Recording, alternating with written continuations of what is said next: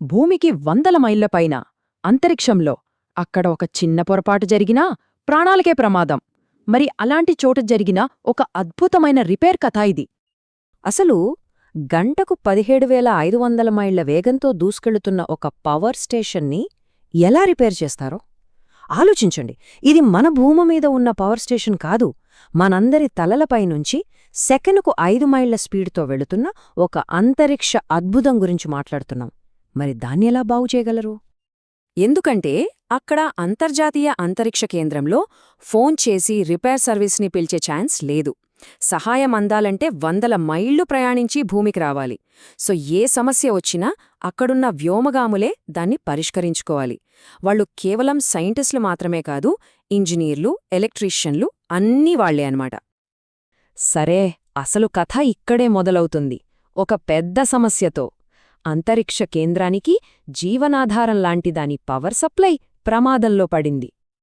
ఒక్కసారి ఊహించండి, ఆ ఇంటర్నేషనల్ స్పేస్ స్టేషన్లో దాదాపు 8 మైళ్ల పొడవైన ఎలక్ట్రికల్ వైరింగ్ ఉంటుంది. అంటే ఒక చిన్న సిటీకి కరెంటిచ్చేంత పెద్ద సిస్టమ్ అది. అంత పెద్ద సిస్టంలో ప్రతీదీ పర్ఫెక్ట్గా పనిచేయాలి కదా. అయితే ఒకరోజు అనుకోనిది జరిగింది. ఆ సిస్టంలోని ఒక ముఖ్యమైన సోలార్ ప్యానెల్ ఫెయిల్ అయింది. సింపుల్గా చెప్పాలంటే అది పనిచేయడం ఆపేసింది. ఇది మన ఇంట్లో ఫ్యూజ్ పోవడం లాంటి చిన్న విషయం కాదు. దీని ఎఫెక్టుతో డజన్ల కొద్దీ సైంటిఫిక్ ఎక్స్పెరిమెంట్స్ ఆగిపోయాయి. చివరికి స్టేషన్లోని ముఖ్యమైన వ్యవస్థలే ప్రమాదంలో పడ్డాయి. మరి దీనికి సొల్యూషన్ ఏంటి? భూమి మీద కూర్చుని రిమోట్తో దీన్ని సరిచేయలేరు కదా. దీనికి కావాల్సింది మామూలు విషయం కాదు, అసాధారణమైన ధైర్యం, నైపుణ్యం, ఇంకా ఒక పక్కా ప్లాన్. అదే స్పేస్ వాక్. ఈ స్పేస్ వాక్ని అఫీషియల్గా ఎక్స్ట్రా వెహిక్యులర్ యాక్టివిటీ లేదంటే ఈవీఏ అంటారు. నిజం చెప్పాలంటే ఇది మానవ సాహసానికి ఒక పరాకాష్ఠ.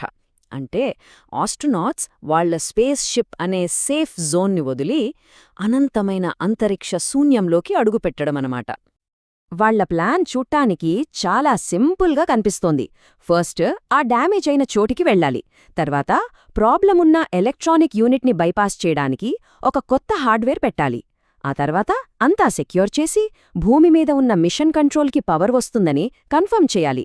వినడానికి ఈజీగానే ఉంది కదా, కానీ జీరో గ్రావిటీలో అంతరిక్షంలో తేలుతూ దీన్ని చేయడమనేది ఊహకు కూడా అందని ఒక పెద్ద సవాలు. ఇక కథలో అసలైన అత్యంత ఉత్కంఠభరితమైన ఘట్టంలోకి వచ్చేశాం. ఆ ఇద్దరు వ్యోమగాములు స్పేస్ స్టేషన్ తలుపులు తెరుచుకుని బయట అనంతమైన అంతరిక్షంలోకి అడుగుపెట్టారు. దాదాపు 7 గంటలకు పైగా. ఒక్కసారి ఆలోచించండి, అంతసేపు ఆ బరువైన స్పేస్ సూట్ వేసుకుని పూర్తి కాన్సంట్రేషన్తో పనిచెయ్యాలి. ఇది శారీరకంగా, మానసికంగా ఒక మారథాన్ కన్నా చాలా పెద్దది.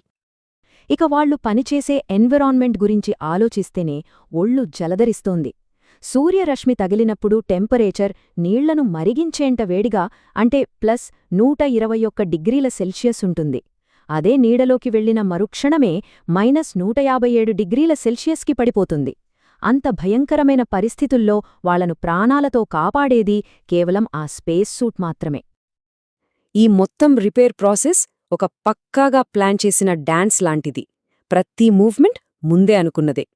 ముందుగా సేఫ్టీ టెదర్స్తో తమను తాము స్టేషన్కి కట్టుకుని నెమ్మదిగా వర్క్ సైట్కి వెళ్తారు.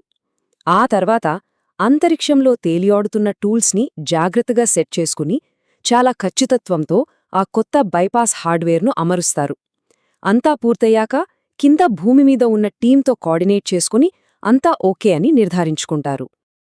అప్పుడే ఆ నిశ్శబ్దంలో వాళ్ల హెడ్సెట్లో ఒక గొంతు వినిపించింది. ఓకే, మనకు పవర్ ఫ్లో కనిపిస్తోంది, బైపాస్ సక్సెస్ అయింది, గ్రేట్ వర్క్.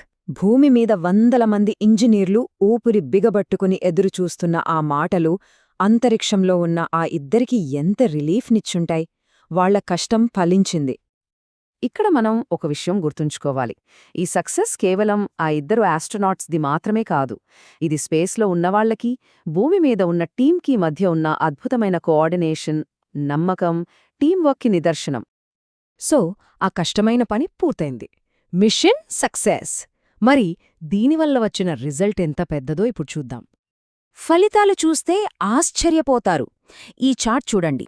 రిపేర్కు ముందు ఆ సోలార్ ప్యానెల్ కేవలం 15% పవర్ని మాత్రమే ఇస్తోంది. కాని ఆ 7 గంటల స్పేస్ వాక్ తర్వాత ఏకంగా 100% కెపాసిటీతో పనిచేయడం మొదలుపెట్టింది. అంటే స్టేషన్ మళ్లీ ఫుల్ పవర్తో నడుస్తోంది.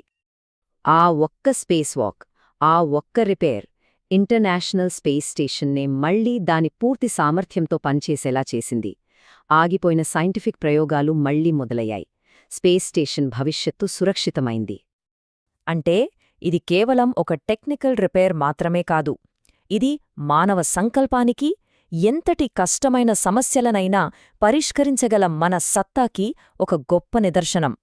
ఈ స్టేషన్ సైన్స్ ఎక్స్ప్లోరేషన్లో ఒక వెలుగు రేఖగా నిలిచిపోతుంది.